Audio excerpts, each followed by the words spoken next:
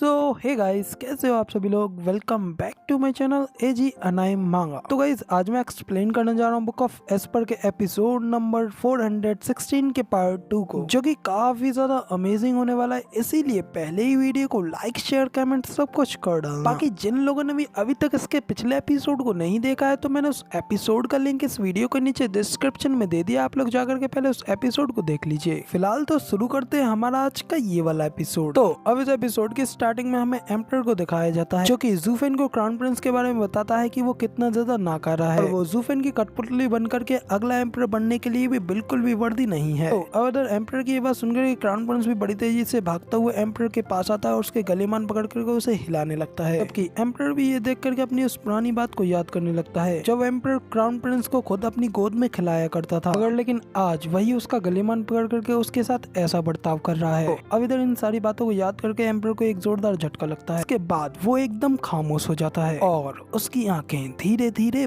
बंद होने लगती हैं। तो देख करके क्राउन प्रिंस की भी आंखों से आंसू निकल आते हैं और क्राउन प्रिंस एम्परर के गलेमान को छोड़ देता है। इसके बाद एम्परर अपने आप नीचे जमीन पर गिर जाता है और वहीं पर मर जाता है, जो देख करके स्वेंगर, डुगु टाइसन, मास्टर फेंग क्यूबाई, थर्ड प्रिंस मोटू और बाकी के सभी लोग काफी ज्यादा हैरान हो जाते हैं। तभी मोटू और क्राउन प्रिंस इंपीरियल फादर कहते हुए एम्परर को आवाज लगाते हैं, मगर एम्परर की ओर से अब कोई जवाब नहीं आता, क्योंकि अब फाइनली एम्परर तो मारा जा चुका है। तो अब इधर ये सब देखने के बाद जूफेन भी थर्ड प्रिंस से कहते जाता है कि मोटू, अब तुम ही अपने इस फैमिली के मैटर को हैंडल करो और 2 दिनों के बाद तुम इस सिंहासन के ऊपर बैठोगे। इतना कह करके जूफेन अपने सभी लोगों को लेकर के वहाँ से चला जाता है कि पीछे खड़ा क्राउन प्रिंस अपने फादर को इस तरीके से देखने के बाद अपने घुटनों पर आ जाता है और मोटू से कहता है कि आखिर क्यों इंपीरियल फादर तुम्हें इतना ज्यादा पसंद करते हैं, और ना सिर्फ इंपीरियल फादर बल्कि जूफेन भी तुम्हें पसंद करता है, और आखिर क्यों उन लोगों ने सिर्फ तुम्हें ही चुना। और तभी इसी के साथ में हमें थर्ड प्रिंस को भी दिखाया जाता है। क्राउन प्रिंस की बात को टोटली इग्नोर करते हुए मास्टर फेंग से कहता है कि मास्टर, क्राउन प्रिंस के इस इतने खतरनाक अपराध में कि उसे देश विद्रोह और राज हत्या के लिए उसे पकड़ा जाए। अब इधर थर्ड प्रिंस के इतना ऑर्डर मिलते ही मास्टर फेंग क्यूबाई भी उसके ऑर्डर्स को मान लेते हैं। जिसके बाद यहाँ पे हमारा सीन चेंज होता है, हमें इंपीरियल पैलेस के बाहर का सीन दिखाया जाता है, जहाँ पे कि जूफेन और उसके साथ के सभी लोग वहाँ से बाहर जा रहे होते हैं। अभी एल्डरली जूफेन से कहते हैं कि स्टीवर्ट जू, क्या एम्परर को अपनी मृत्यु के इतने ज्यादा करीब भी इस बात के ऊपर विश्वास था, एक कठपुतली के रूप में भी युवेन क्लैन को सिंहासन के ऊपर चढ़ने देने में मदद करेंगे। तो इधर एल्डरली की ये बात सुनने के बाद जूफेन भी उनसे कहता है कि हाँ बिल्कुल, इस एम्परर के पीछे 3 सेक्ट्स हैं और उन्हें अपने पीछे रखने के लिए एम्परर को उनको अपने रिसोर्सेस देते रहना पड़ता है, और किसी और के लिए युवेन क्लैन को सिंहासन के ऊपर से हटाने से चारों ओर अशांति फैल जाएगी। तो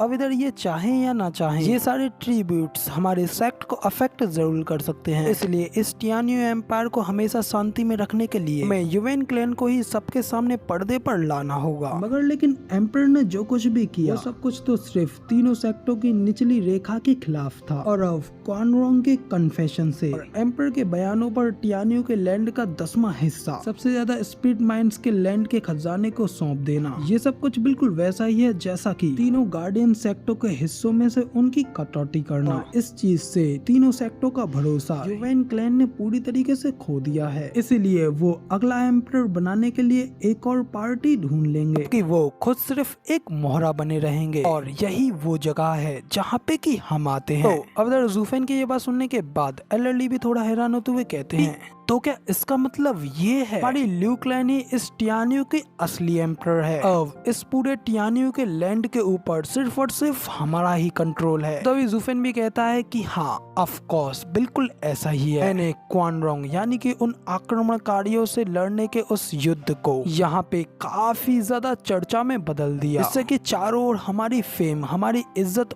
और भी ज्यादा बढ़ गई, और अब इस टियानियो में हमारे जैसा कोई और नहीं है जैसे कि यहाँ का रूलर बनाना उचित है। अब इस इंपीरियल फैमिली के पास जो कुछ भी था उस सब कुछ को अपने कंट्रोल में लेना ही हमारी सबसे बड़ी कुंजी है कि सारी की सारी स्प्लिट माइंस, उनकी मिलिट्री, उनकी सारा का सारा पैसा और भी सब कुछ, वो सब का सब कुछ अब सिर्फ और सिर्फ हमारे कब्जे में है। और अब यहाँ तक कि इंपीरियल कोर्ट में हमें किसी भी प्रमुख व्यक्ति की जरूरत नहीं होगी और अब से ये पूरा का पूरा साम्राज्य हमारा है। अब इधर ज़ूफेन इतना कहने के बाद काफी ज्यादा एक्साइटेड होते हुए अपने लोगों की ओर मुड़ करके देखता है। अगर उन सभी के उस लटके हुए चेहरे को देखने के बाद ज़ूफेन उनसे कहता है, मैं यहाँ पे इन सब चीजों के लिए बहुत ही ज्यादा भावुक हो रहा हूँ, लेकिन तुम लोगों के साथ क्या गलत है? आखिर तुम लोगों का चेहरा इस तरीके से कैसे लटका हुआ है? तो अब इधर ज़ूफेन की ये बात सुनने के बाद स्वेंगर उससे कहती है, जब मेरे ग्रैंडफादर मारे गए थे तो मैंने बदला लेने के लिए कसम खाई थी, और अब जब हमारे सभी दुश्मन चले गए हैं तो मेरी नफरत करने की और उदास महसूस करने की सभी इच्छाएं भी पूरी तरीके से खत्म हो गई हैं। और एम्परर तो एक दुखी व्यक्ति था जो कि अपनी इस इंपीरियल फैमिली के लिए अपना जीवन दे रहा था, और उसके ये सारे एफर्ट्स, ये सारे प्रयास व्यर्थ होने के लिए मुझे उसके लिए थोड़ा बुरा भी महसूस हो रहा है। तो अब तो भी डुगू टाइसन भी कहता है, हाँ, डुगू आर्मी ने भी योर मैजेस्टी के प्रति लॉयल्टी की कसम खाई थी, मगर लेकिन किसने सोचा था कि हमें ही धोखा दिया जाएगा? लेकिन फिर भी ये कितनी बुरी बात है कि हम फिर भी उसके नाम पर लड़े। अब इधर स्वेंगर और डुगू टाइसन ये सब कहते हुए अपना मुंह लटका रहे होते हैं, जबकि उनकी ये सारी बातें सुनने के बाद ज़ूफेन काफी ज्यादा चिढ़ते हुए उन लोगों के ऊपर चिल्लाते हुए कहता है कि तुम नाइट पिंक के गुच्छों, आखिर तुम्हें क्या पता है? दुश्मन हमेशा दुश्मन होता है और दोस्त हमेशा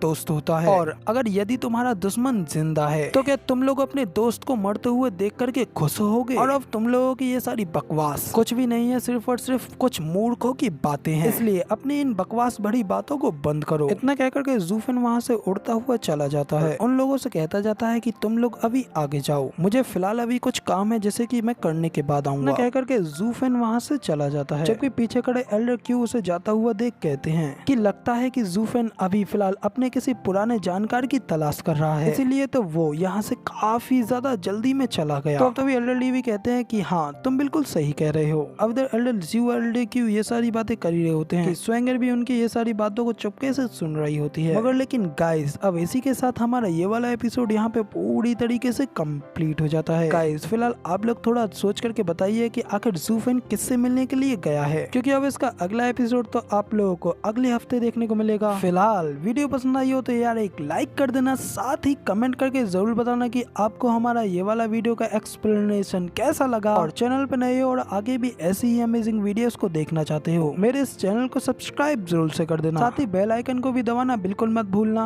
हमारे इस चैनल के सारे अपडेट्स आप तक सबसे पहले पहुंच सके। तो फिलहाल गाइस, आज के लिए बस इतना ही, मिलते हैं किसी और नई वीडियो में।